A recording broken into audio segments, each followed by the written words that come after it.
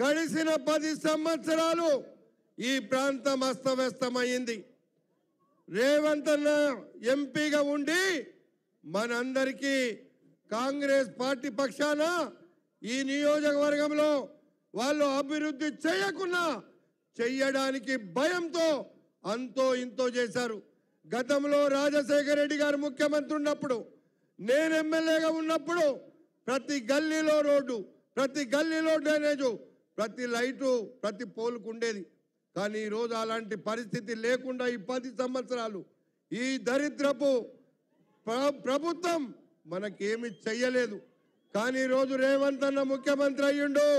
ఈ రాష్ట్రంలో 17 సీట్లకు 14 సీట్లు రేవంత్ అన్న నాయకత్వంలో ఈరోజు కాంగ్రెస్ పార్టీని గెలిపించబోతున్నాడు.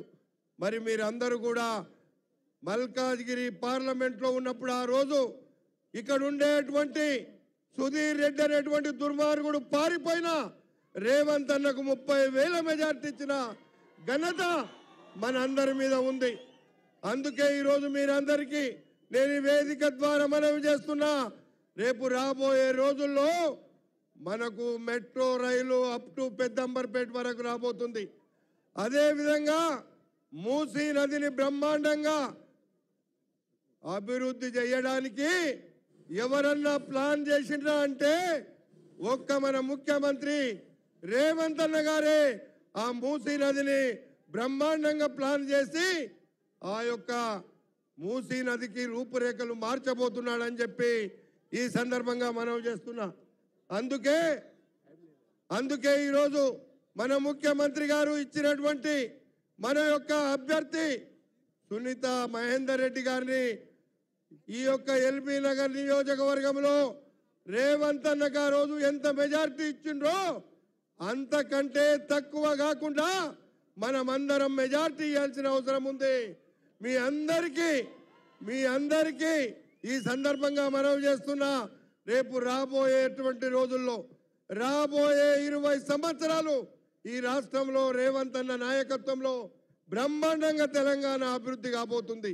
ఎవరు ఏమిటి చెప్పినా ఎవరు ఏమి చెయ్యలేరు అని చెప్పి సందర్భంగా మనవి చేస్తున్నా.